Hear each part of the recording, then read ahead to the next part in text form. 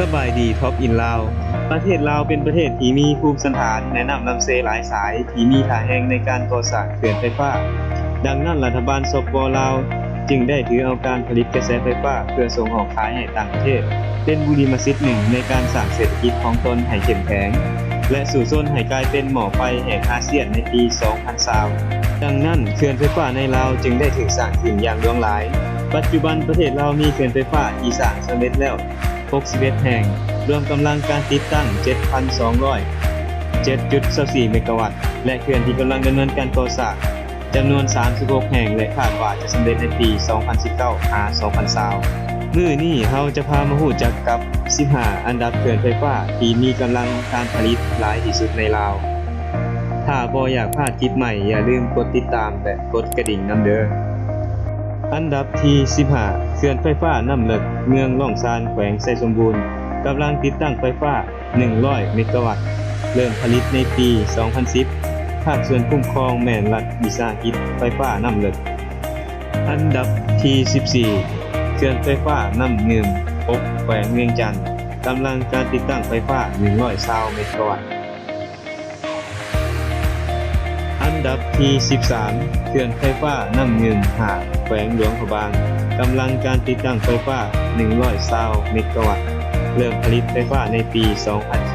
2012 อันดับที่ 12 เขื่อนไฟฟ้าน้ำอู่2แขวงหลวงพระบาง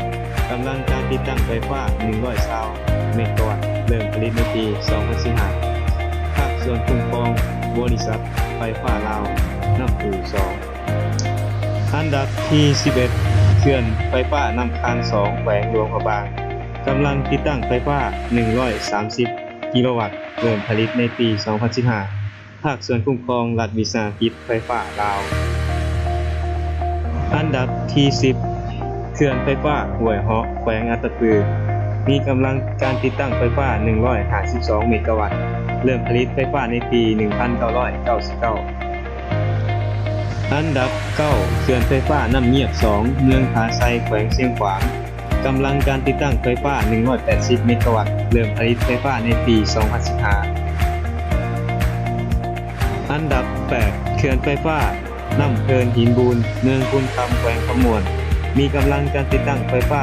220 เมกะวัตต์ เริ่มผลิตไฟฟ้าในปี 1998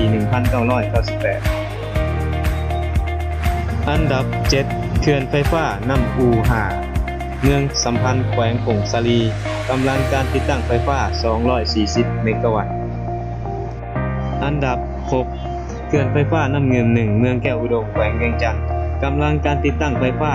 155 เมกะวัตต์ เริ่มผลิตในปี 1995 ภาคส่วนคุ้มครองรัฐวิสาหกิจไฟฟ้าลาว อันดับ 5 เขื่อนไฟฟ้าเซกะหมาน3เมืองดักจึงแขวงเซกองมีกำลังการติดตั้งไฟฟ้า 250 เมกะวัตต์ เริ่มผลิตไฟฟ้าในปี 2013 อันดับ 4 เขื่อนไฟฟ้าน้ำเงิม2แขวงไสสมบูรณ์กำลังการติดตั้งไฟฟ้า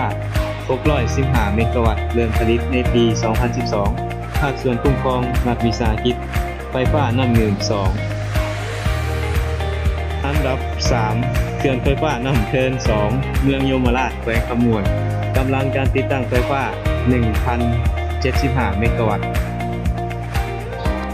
อันดับ 2 เขื่อนไฟฟ้าดอนสะโฮงเมืองโขงแขวงจำปาสักมีกำลังการติดตั้งไฟฟ้า 260 เมกะวัตต์ อันดับ 1 เขื่อนไฟฟ้าน้ำของสยามบุรีเป็นเขื่อนไฟฟ้าที่ใหญ่ที่สุดในประเทศลาวปัจจุบันนี้มีกำลังการติดตั้ง 1,285 เมกะวัตต์